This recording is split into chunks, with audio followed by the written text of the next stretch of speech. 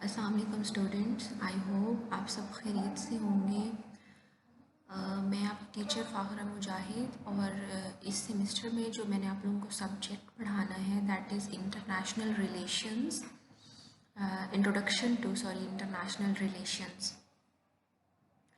काफ़ी सारे इसमें जो है वो पॉइंट्स हैं जो हम डिस्कस करेंगे, काफ़ी टॉपिक्स हैं जो डिस्कस करेंगे। मैंने आप लोगों को कोर्स कंटेंट जो है वो व्हाट्सएप पे जो ग्रुप बना है उसमें भेज दिया था, और जो स्टूडेंट्स व्हाट्सएप पे ग्रुप में नहीं हैं उनसे काइंडली रिक्वेस्ट है कि प्लीज़ आप लोग भी मेरे पास आएँ। यहाँ पे रजिस्ट्रार ऑफिस में ए ब्लॉक में सेकंड फ्लोर पे नियर रजिस्ट्रार ऑफिस मेरा ऑफिस है, वहाँ पे मैं अवेलेबल होती हूँ। आप वहाँ पे आएँ, मुझसे मिलें और ग्रुप में अपने कॉन्टैक्ट नंबर शेयर करें और ग्रुप में ऐड हो जाएं, ताकि जो जो भी चीज़ मैं ग्रुप में बताऊँ आप सब लोगों को भी आइडिया होता जाए। आज की क्लास में हम अपना सबसे पहला टॉपिक डिस्कस करने जा रहे हैं अपने सब्जेक्ट का, that is international relations as a academic discipline. First topic है हमारे सिलेबस का, हमारी कोर्स आउटलाइन का, जिसमें हम देखेंगे कि इंटरनेशनल रिलेशंस क्या है, डेफिनेशन क्या है इंटरनेशनल रिलेशन की, थोड़ी सी इंटरनेशनल रिलेशंस के बारे में अंडरस्टैंडिंग की कोशिश करेंगे। उसके बाद हम इंटरनेशनल रिलेशंस का स्कोप डिस्कस करेंगे, हम देखेंगे कि इसका स्कोप क्या है। उसके बाद हम इंटरनेशनल रिलेशंस को as a academic discipline discuss करेंगे।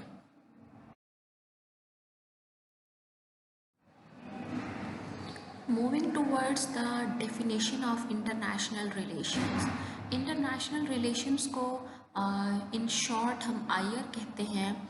यहाँ पे जो है मैंने आप लोगों को दो डेफिनेशंस दी हैं, स्लाइड पे आपके सामने आ रहा है। फर्स्ट इज़ इंटरनेशनल रिलेशन या IR is the body of knowledge that examines the totality of human relations across national borders.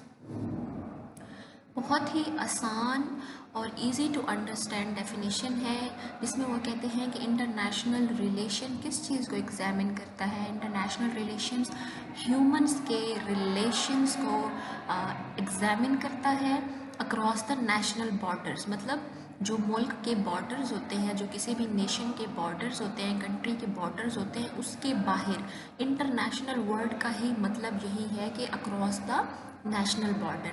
लेकिन यहाँ पे एक और चीज़ बहुत इम्पॉर्टेंट है जिसको अंडरस्टैंड करना ज़रूरी है, उसमें वो है word totality. Totality of human relations. Totality का मतलब, टोटैलिटी जो है ये बेसिकली टोटल से निकला है। इसका मतलब है कि हर तरह के जो ह्यूमन रिलेशंस हैं, whether they are political, whether they are social, whether they are economic, या कोई पर्सनल लेवल पे रिलेशंस हैं या स्टेट के रिलेशंस हैं, तो हर तरह के जो ह्यूमन रिलेशंस हैं उनको हम स्टडी करते हैं across the national borders. This is the first and very easy definition of international relations. Now moving towards the second definition, IR is the body of all forms of interaction of separate entities or nations within the international system.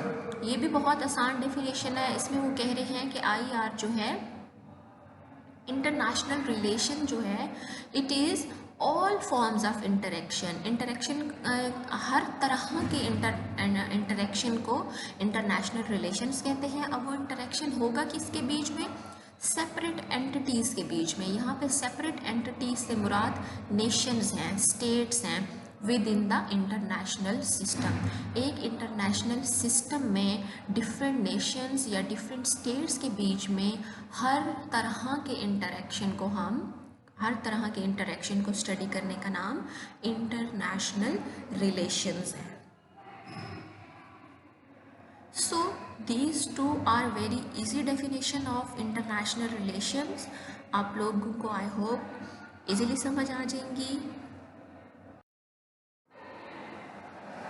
अब हम आ जाते हैं scope of international relations पे, कि international relations का scope क्या है।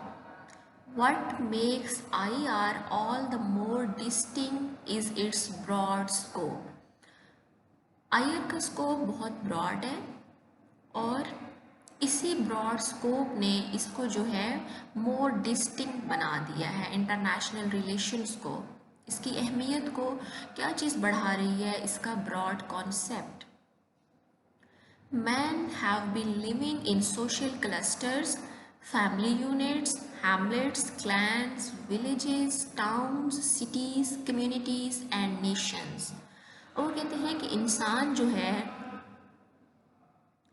वो पॉलिटिकली और सोशल जो है इंसान की ग्रोथ हुई है, उसकी इवॉल्व हुआ है। शुरू में इंसान जो है वो सोशल क्लस्टर्स की फॉर्म में रहते थे, फैमिली यूनिट्स की फॉर्म में रहते थे, क्लैंस कबीले की फॉर्म में रहते थे, विलेजेस का कॉन्सेप्ट आया, फिर वहाँ से टाउन्स का कॉन्सेप्ट आया, फिर सिटीज़ बनी, फिर कम्युनिटीज़ बनी, और फिर एंड पे जो हमें एक मॉडर्न नेशन स्टेट नज़र आती है ये बनी। कहने का मतलब ये है कि जो हमें अब स्टेट की एक फॉर्म नज़र आती है जिसको हम मॉडर्न नेशन स्टेट कहते हैं, जिसको हम सॉवरेन स्टेट कहते हैं, जैसे कि पाकिस्तान है, इंडिया है, यूएस है, यूके है,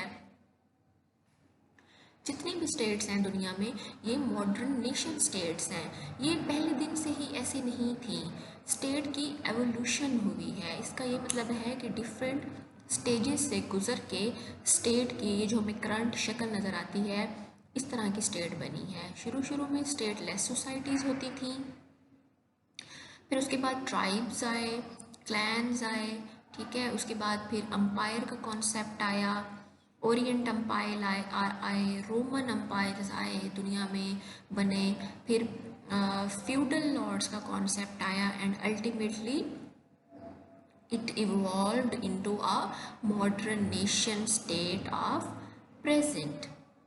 तो मैन जो है वो शुरू में इस तरह से रहते थे इंसान।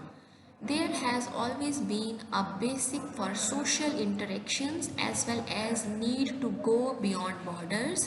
This reinforces the thesis of the inavailability of mutuality or interdependence of man।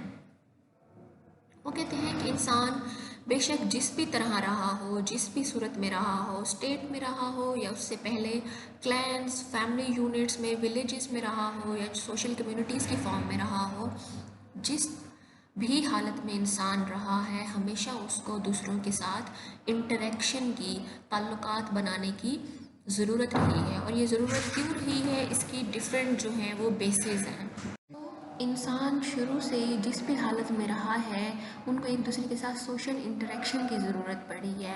और वो ज़रूरत क्यों पड़ी है, क्योंकि देखिए बच्चे, इंसान जो है वो अपनी ज़रूरत की हर चीज़ खुद पैदा नहीं कर सकता।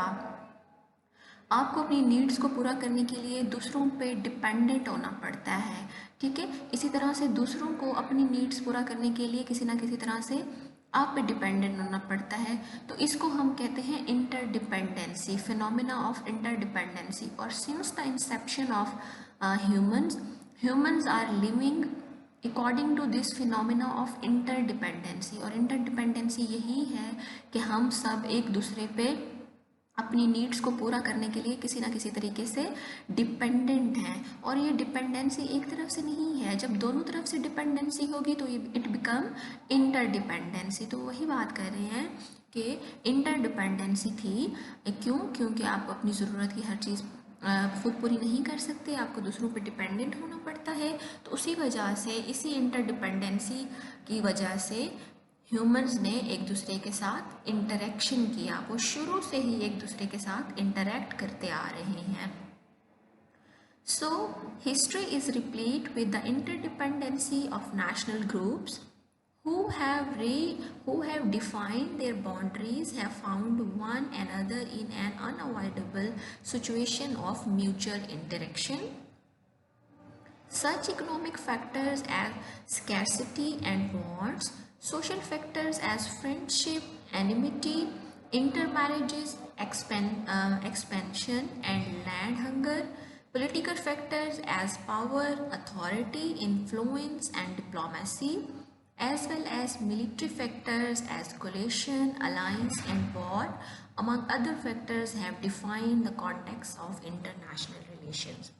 अब उन्होंने कहा कि शुरू से ही ह्यूमंस जो हैं वो एक दूसरे के साथ इंटरेक्शन करते हैं। आगे उन्होंने आपको इंटरेक्शन की वजह बता दी है इकोनॉमिक फैक्टर्स की वजह से इंटरेक्शन होता था, स्कैर्सिटी और वांट्स की वजह से, ठीक है, किसी चीज़ की किल्लत और की वजह से इंटरेक्शन होता था, या किसी चीज़ की नीड की वजह से इंटरेक्शन होता था। सोशल फैक्टर्स थे जिसमें फ्रेंडशिप होती थी लोगों के बीच में, दुश्मनी होती थी, इंटर मैरिजेस करते थे वो एक्सपेंशन या लैंड हैंगर की वजह से उनका इंटरेक्शन होता था। हम देखते हैं कि पुराने वक्तों में लोग क्या करते थे, वो हमला करते थे दूसरे इलाकों पे, वहाँ के पे जाके उनको उन पे इंटरवेंशन करते थे, उसको एक्सपेंशन कहते हैं। पॉलिटिकल फैक्टर्स थे, पावर, अथॉरिटी, इन्फ्लुएंस और डिप्लोमेसी। सो कहने का मकसद ये है कि जो सारे फैक्टर्स हैं due to the phenomena of interdependency, they are present since very long in human nature. और इसी चीज़ ने जो है वो आईआर स्कोप को जो है वो बढ़ाया है, और IR emerged as a separate discipline in the field of social sciences. आगे हम आ जाते हैं international relations as a academic discipline. International relations as a course of study reflects the dynamics of international system। वो कहते हैं कि as a course of study जो है इंटरनेशनल रिलेशन क्या करता है, वो इंटरनेशनल सिस्टम के डायनामिक्स को बताता है, उनको रिफ्लेक्ट करता है। इंटरनेशनल सिस्टम वो सिस्टम है जिसमें दुनिया की तमाम जो ममालिक हैं, तमाम एंटिटीज़ हैं, they are the part of international system. Basically international system is made of all these entities, whether state entities, whether non-state entities. The system is a complex web with multiple but mutually functioning components and is characterized by interfacing changes and continuities which are instrumental in the dynamic nature of the discipline। अब वो कहते हैं कि ये international system जो है it is very complex, बहुत complex है, बल्कि it is a complex web. एक कॉम्प्लेक्स वेब है जो किस चीज़ से बना हुआ है, जो कि मल्टीपल कंपोनेंट्स से बना हुआ है, और तमाम कंपोनेंट्स जो हैं उनकी नेचर, उनकी करेक्टरिस्टिक्स एक दूसरे से सॉरी एक दूसरे से मुख्तलिफ है। आगे वो कहते हैं कि IR is a broad discipline that encapsulates the multivariate aspects of man in the global context. It is what can be described as a fusion of social science disciplines as it deals with the basic element of the social man. The only difference is that it looks at such essentials in international context beyond international borders। वो कहते हैं कि IR जो है का discipline ये बहुत broad है। क्यों? क्योंकि ये सोशल साइंसेस के काफ़ी सारे डिसिप्लिन्स को जो है उनके टॉपिक्स को कवर करता है, और ये बेसिक एलिमेंट्स जो हैं, जो सोशल लाइफ, इंसान की सोशल लाइफ के बेसिक एलिमेंट्स हैं, ये उनको डील करता है। लेकिन फ़र्क सिर्फ इतना है कि ये उस चीज़ को कहाँ डील करता है, अक्रॉस द नेशनल बॉर्डर्स, मतलब आपके जो मुल्क के बॉर्डर्स हैं उनसे बाहर, मतलब इंटरनेशनल लेवल पे जाके ये इन चीज़ों को डील करता है, international relations. A basic problem in the study of international relation is the understanding of the definitional context। वो कहते हैं कि सम टाइम ऐसा होता है कि इंटरनेशनल रिलेशन की डेफिनेशन को समझने में प्रॉब्लम होती है, लेकिन it is not as difficult at all. मैंने अभी आप लोगों को दो डेफिनेशंस बताई हैं जो कि बहुत ही ईजी हैं, और मैंने आपको समझाया है ताकि आपको इंटरनेशनल रिलेशंस जो आपका सब्जेक्ट है उसकी अंडरस्टैंडिंग हो जाए। There are 3 basic levels of understanding. अब वो कहते हैं कि इंटरनेशनल रिलेशन को समझने के लिए as academic discipline 3 basic levels हैं। These include I R as a course of study, I R as a situation and I R as a principle. अब हम इन सब तीनों जो डिफरेंट लेवल हैं अंडरस्टैंडिंग के, इन तीनों को अलग अलग देखेंगे कि ये क्या कहते हैं। International relations as a course of study. IR as a course of study has been studied for hundreds of thousands of years as part of other disciplines such as psychology, anthropology, sociology, economics, and of course history and political science। और वो कहते हैं कि as a course of study international relations जो है वो कई century से पढ़ा जा रहा है, लेकिन दूसरे डिसिप्लिन्स में, साइकोलॉजी में, एंथ्रोपोलॉजी में, हिस्ट्री, इकोनॉमिक्स, सोशोलॉजी और इन सारे सब्जेक्ट्स में हम इंटरनेशनल रिलेशंस को पढ़ते हैं, लेकिन international relations as a separate discipline ये बहुत बाद में इमर्ज हुआ है। For instance, the likes of Thucydides, Santos, Niccolo Machiavelli, Thomas Hobbes, Clausewitz, who are espousing the principle of political realism in the context of using of power within and outside the state, were laying the foundation for a popular and distinct school of thought today in higher history. ये different जो political philosophers हैं या western thinkers हैं उनका जिक्र यहाँ पे किया गया है, ये बताने के लिए कि इन्होंने किस तरह से इंटरनेशनल रिलेशंस को एज अ सेपरेट डिसिप्लिन जो है वो डेवलप करने में अपना रोल प्ले किया है। IR is a hybrid of several other disciplines. वही बात जो भी देखिए हमने कि आईआर जो है वो सेवरल डिसिप्लिन का हाइब्रिड है, जिसमें एंथ्रोपोलॉजी है, सोशोलॉजी है, इकोनॉमिक्स है, पॉलिटिकल साइंस है, तो डिफरेंट सब्जेक्ट का एक हाइब्रिड सब्जेक्ट जो हमें नज़र आता है, that is called international relations. It was not until after the Second World War that bold attempts were made in the United States and Western Europe to carve a distinct course of study. अब वो बता रहे हैं कि until second world war मतलब 20th century तक कोई भी सीरियस अटेम्प्ट नहीं की गई यूनाइटेड स्टेट ऑफ अमेरिका और यूरोप में, वेस्टर्न यूरोप में, इसको एक एज अ डिफरेंट डिसिप्लिन के तौर पे इमर्ज करने के लिए। The methodological approaches of such disciplines as political studies, history, law, philosophy and psychology within which IR was subsumed at the time did not allow for empirical, deeper and easy comprehension of international affairs. कहते हैं कि अगर हम political science और बाकी disciplines में international affairs को पढ़ें तो इतनी ज़्यादा उसकी डीपर और इजी अंडरस्टैंडिंग नहीं होती, वो इजीली कंप्रीहेंड नहीं होता, इसलिए इसको as a separate discipline develop किया गया है। It was not until after the First World War that universities in the United States began to include scientific methodology. अब वो बता रहे हैं कि फर्स्ट वर्ल्ड वॉर के बाद ही वेस्टर्न यूनिवर्सिटीज़ में या यूनाइटेड स्टेट की यूनिवर्सिटीज़ में इस चीज़ पे काम शुरू हुआ है कि इंटरनेशनल जो रिलेशंस हैं इनका स्कोप बहुत ब्रॉड है और ये एक हाइब्रिड डिसिप्लिन है, इसलिए इसको एज अ सेपरेट डिसिप्लिन हमें डेवलप करना चाहिए और इसको अपने करिकुलम का पार्ट बनाना चाहिए। तो ये बेसिकली वो बता रहे हैं कि किस तरह से IR 100,000 ईयर्स से डिफरेंट डिसिप्लिन्स में पढ़ा जा रहा था, लेकिन इसको as a separate discipline, as a separate academic discipline जो है वो इसकी जो डेवलपमेंट हुई है वो आफ्टर वर्ल्ड वॉर 1 हुई है, या हम कह सकते हैं कि 20th सेंचुरी में हुई है।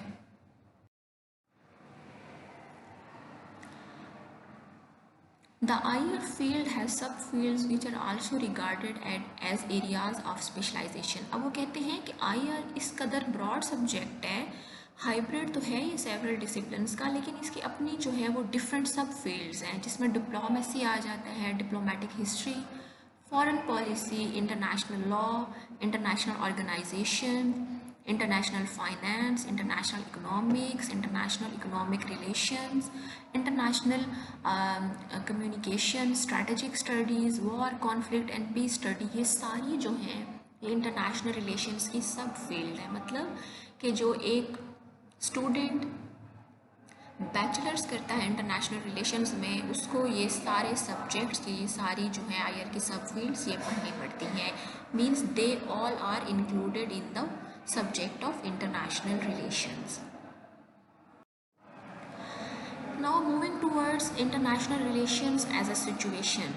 Second level of understanding international relation का जो हम डिस्कस करने जा रहे हैं, that is international relations as a situation, which describes the state of interaction between two or more actors in separate national boundaries.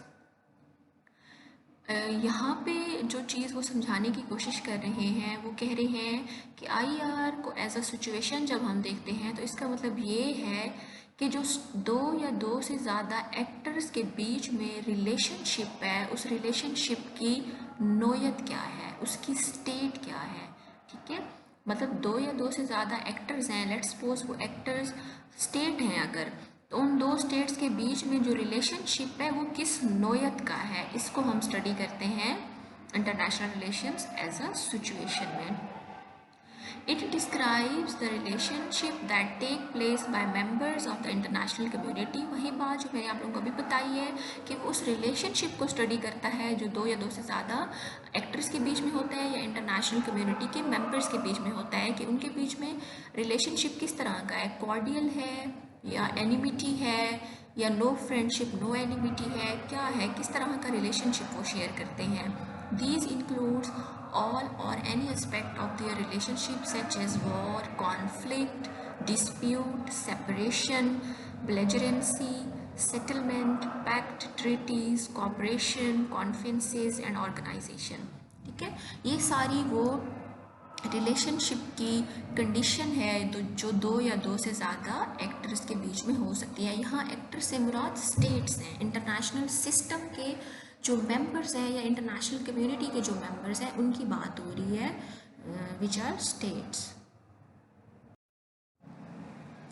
Now moving towards the last point of this topic, IR as a principal.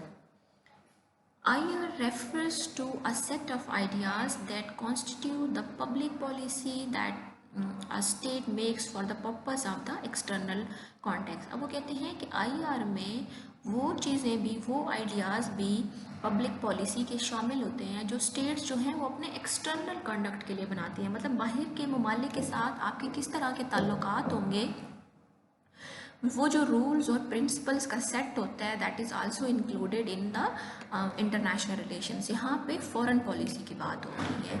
It describe the foreign policy of a state, international organisation और region which are articulated, formulated and implemented by an international department or the State Department or Ministry of Foreign Affairs। यहाँ पे वो कह रहे हैं कि जो बाकी ममालिक के साथ आपके ताल्लुकात होंगे जिनको हम फॉरेन पॉलिसी कहते हैं वो भी इंटरनेशनल रिलेशंस में इंक्लूडेड होते हैं। अब उन फॉरेन रिलेशंस को फार्मूलेट और इम्प्लीमेंट कौन करता है, वो जो स्टेट डिपार्टमेंट होता है या मिनिस्ट्री ऑफ फॉरेन अफेयर होती है किसी भी मुल्क की। कुछ ममालिक में उसको मिनिस्ट्री ऑफ फॉरेन अफेयर कहते हैं, जैसा कि आपका मुल्क है पाकिस्तान, यहाँ पे इसको मिनिस्ट्री ऑफ फॉरेन अफेयर कहते हैं। यूनाइटेड स्टेट ऑफ अमेरिका में अगर हम देखें तो वहाँ पे इसको स्टेट डिपार्टमेंट कहा जाता है। तो ये फॉर्मुलेशन ऑफ फॉरेन पॉलिसी जो कि प्रिंसिपल है IR का, इसकी फॉर्मुलेशन और इम्प्लीमेंटेशन का काम स्टेट डिपार्टमेंट या मिनिस्ट्री ऑफ फॉरेन अफेयर्स करते हैं। This is all about our today's topic, जो कि पहला एक इंट्रोडक्टरी लेक्चर था जिसमें हमने इंटरनेशनल रिलेशंस की डेफिनेशंस देखी हैं, उसका स्कोप देखा है और हमने इंटरनेशनल रिलेशंस को एज अ एकेडमिक डिसिप्लिन देखा है। आप लोग इस लेक्चर्स को सुनिएगा। कोई भी आपको परेशानी हो, कोई बात समझ ना आ रही हो तो please do ask me in WhatsApp group, मैं आपको इंशाल्लाह बताऊँगी, समझाऊँगी। टेक केयर, अल्लाह हाफिज़।